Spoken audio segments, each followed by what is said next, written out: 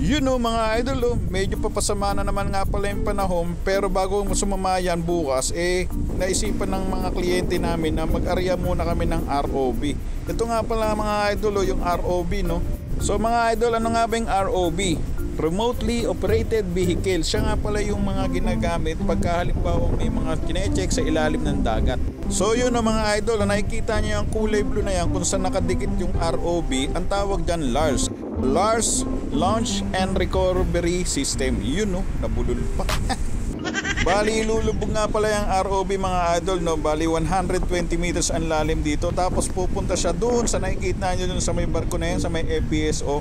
Bali lalapit kami at didikit kami doon. Pero hindi ganun kalapit mga idol ha.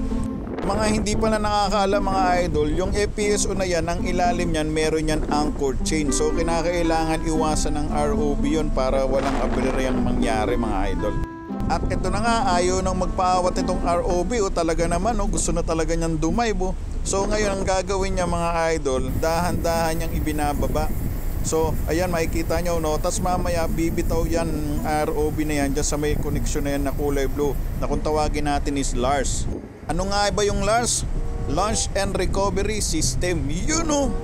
So ikaw idol, kung halimbawa dito ka sasakay sa ROV vessel, bali huwag kang matakot dito no.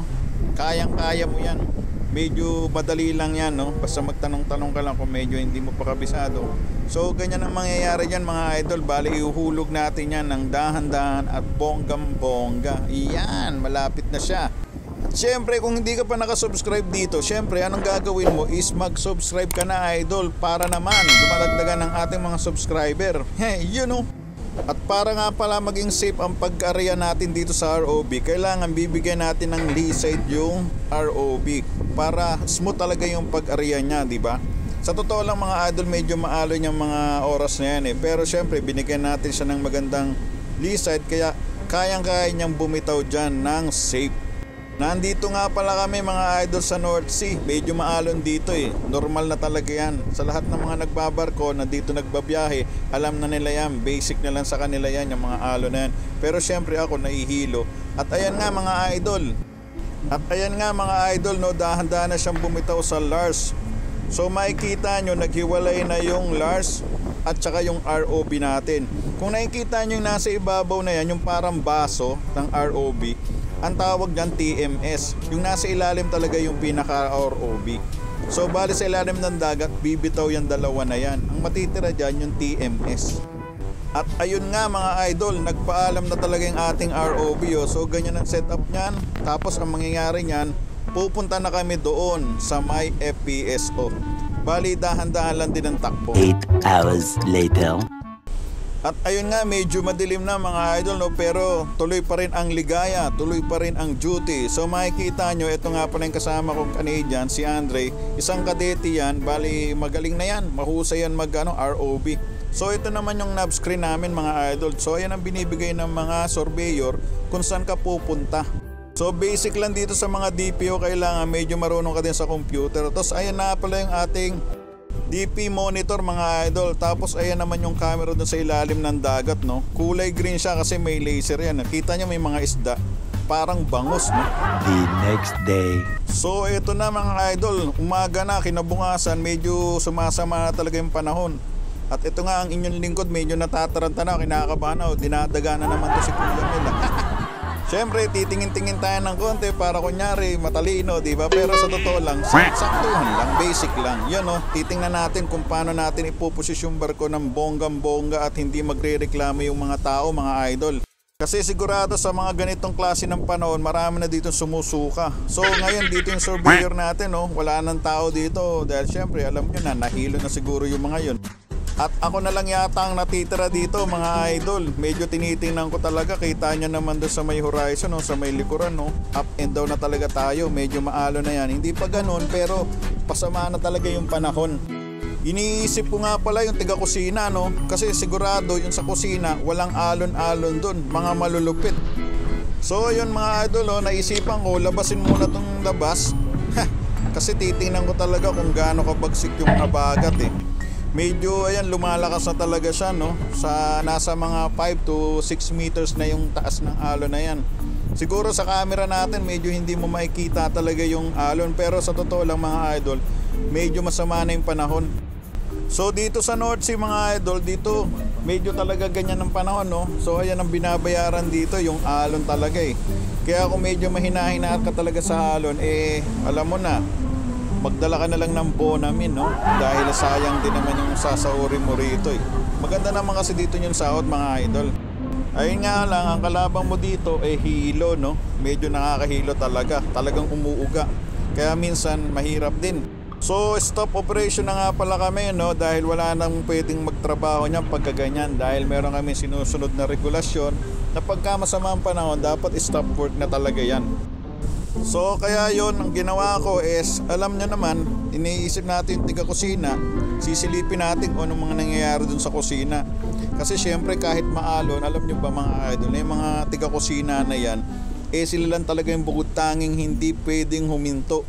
Hindi katulad sa ibang department, pagka halimbawang maalon, tigil trabaho na sila, no? Pero yung tiga kusina, pag tumigil, sigurado maraming magre-reklamo.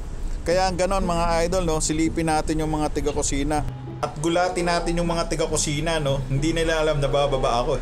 Yun, no? Balik tayo dyan.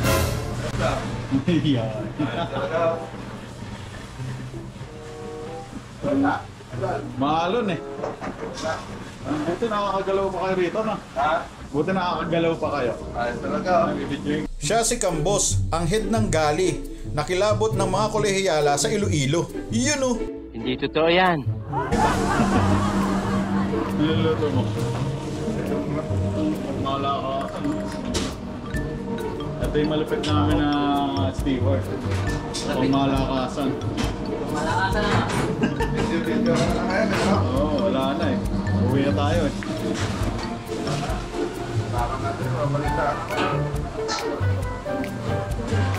Ipapalabas ka na para makilala ka ng...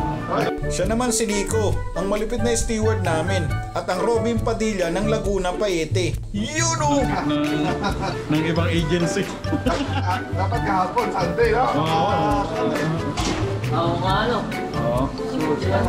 May next Sunday pa naman eh, di ba? Oo, may next Sunday pa naman. May ano pa rito? Walang tao.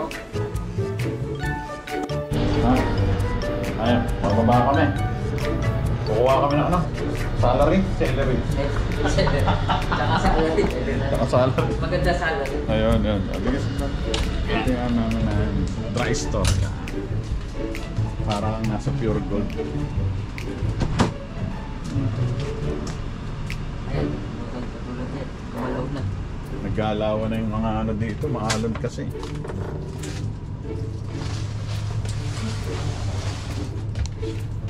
Maliit lang yung ano natin eh. Pero siksik sa bunga. Big mahabaw. Eh yun no. Magpagawa ka kaya ng ganyang freezer sa inyo no. Tapos sabihin mo sa mismo, kuha nga ng isda. Ang lamig. Wala kang jacket? Sanay na. Ha? Sanay na. Sanay na, ito mapasma ka niyan. Tingnan natin dito. Ito madami ditong pagkain, no? Yan, no? Titingin ako ng may uuwi ko eh. Naghahanap ako sardinas. Yun, no? Dami yan. Medyo nabawasan na kasi ano na eh, ano na yung patapos na yung buwan. Pero madami pa rin yan. Yan. Kamote. Yan. Pag wala na makain, kamote na lang.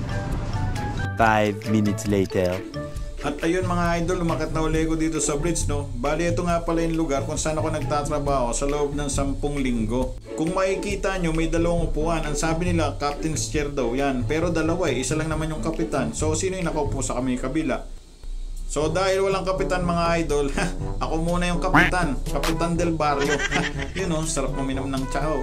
Sarap talaga niyan pagkalalo na maalon, di ba? Marami kang iniisip. Pero alam nyo ba mga idol, sa totoo lang, medyo masakit na yung aking sikmura niyan eh. Dahil medyo nahihilo na ako eh. So paano mga idol, hanggang sa susunod uli ng mga video ha. Subscribe, like, and share. Yun, no? Talaga naman. Sarap talaga. Pero teka, Medyo masakit na yung tiyan ko eh. Diyan na kayo mga idol. Yun.